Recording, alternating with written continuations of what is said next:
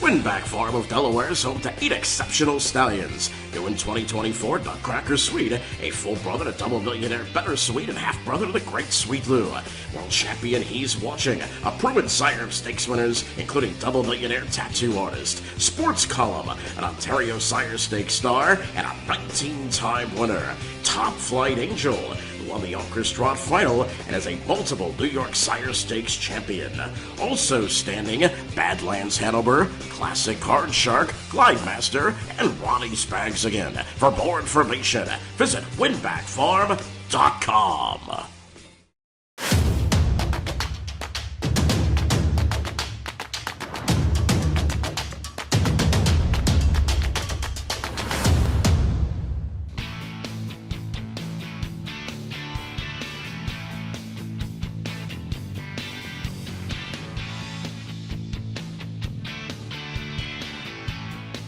Irv, you are always so kind at having us here and like it's no problem. And I get here and I hear that, first of all, you have a field trip today where you're having kids come out and see horses for the first time. And we're waiting for a phone call. Hannah is having her baby. Well, that's an exciting phone call I'm waiting for. I can't wait to hear if it's a boy or a girl and make sure everything went well. But that should be happening maybe as we speak, pretty soon, hopefully. I hope. And then the kids that are here, it's just our pleasure to have them out. It's one of our friends, tennis friends, Karen. She's a teacher at the school with these kids, and I can't imagine what they go through every day because the kids are just, they're so hyper and they're excited, but it's our pleasure to have them out here and give them a little short ride with the horses, and they get so wound up about it. Well, I know that a lot of people around down here will say that they have been exposed to harness racing through coming out either for different days that you have when you bring out field trips like this. You do quite a few of these every year. Yeah, we do a few of them, and we get local people. There's like 6 ladies come out here that were just local this morning, having their coffee, watching the horses train. That's just, I think that's really a tribute to our sport, how fun it is to be in it. Right. Well, definitely you have brought in some big horses. Last year we talked about you going over 100 million in earnings as a trainer, only the 3rd trainer to do that. Let's talk about your hopefuls for this next year coming up, starting with a trotting colt, Cool Cat Hanover.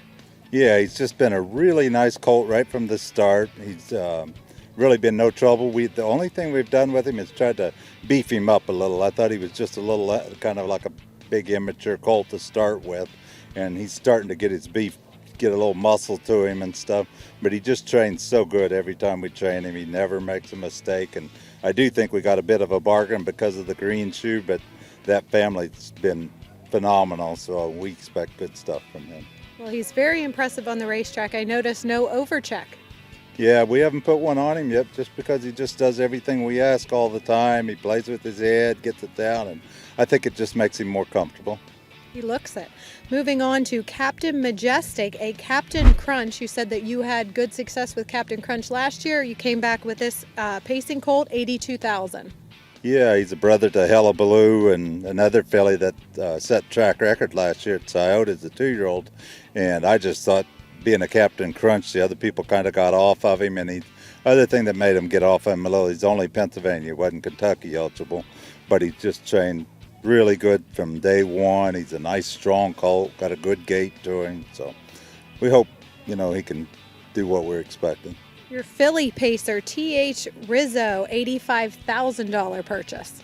Yeah, she was one that at the sale, she was phenomenal. She paced, she's a Cattlewash actually, and she paced free-legged in the video and everything. The only thing is she'd had hock surgery just maybe within a month before the sale. Her hocks were still a little full. I think that probably detoured a few people, but she's done everything we ask every time she trains and acts like she's got the speed it takes to get it done. 3 times now through these ones that we've discussed, you've mentioned these bargain prices or things that maybe you weren't afraid of that other people overlooked. Do you look for that when you're at the sale? Yeah, I look for value. I think when I can buy something for some value, I think there's a better chance to make money than there is going for the top stuff and paying the top dollar.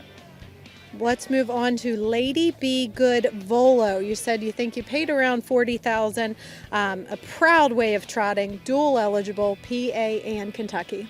Yeah, and the reason I bought her page is not that good. She's a bar hopping. I like the bar hoppings. She's dual eligible, and she was just phenomenal in the paddock. And so far, training down, she's showed the same thing. She's got no, she just always behaves. No bad manners, doesn't do anything wrong. Trots good. Haven't had any special shoeing or anything so far. How will you manage the dual eligibles? Well, I'll probably keep her with me till it's time to race, and then she'll probably go to Kentucky. I probably won't try to do both. It's just too tight to try to do both of them between Pennsylvania and Kentucky. Moving on to Wunderkindbluechip. You said that you were there at Blue Chip Farms. You watched this horse being turned out. She looked good to you. You paid around $64. She's impressive. Yeah, what happened was I was up looking at their yearlings and turning them out, and she caught my eye. She was really a nice looking filly, stood good, moved really good when we turned her out. And then just so happened one of the owners called me like less than a week later. He said, well, what about this filly at Blue Chip? And I said, well, I like her. I really like her. And he said, well, I do too. I saw it was actually Jerry Graham. He saw the video on the filly, and he really liked her. So that's what kind of pointed us to making sure and follow her up. And she's also dual eligible, Indiana along with Kentucky. So that is really, what does their sire stake program look like? It can fit together. You can make that work because it's close enough. You just ship down for a race or two. So you got to get lucky. They got to be really good to make so they can do well, but then they could do well in both of them. The finals are at different times. So. Great. Gigi's Dream, an $82,500 purchase from Hoosier. It is a Tell It Like It Is.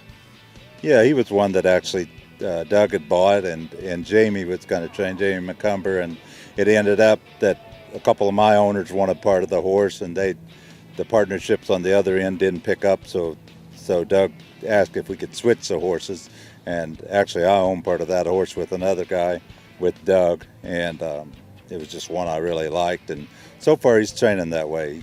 He's been, doing everything we ask him. Churchbellsringing, a $47,000 yearling purchase. Always be Miki.